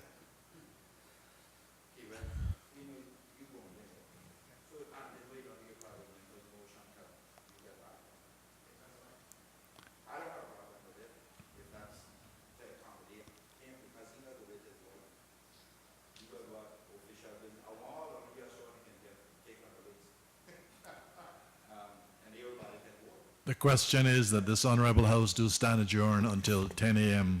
Thursday, the 30th January. All those in favour, please say aye. Aye. Aye. Those against, no.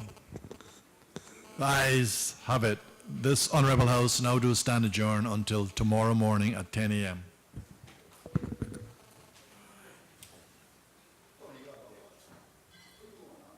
Aye.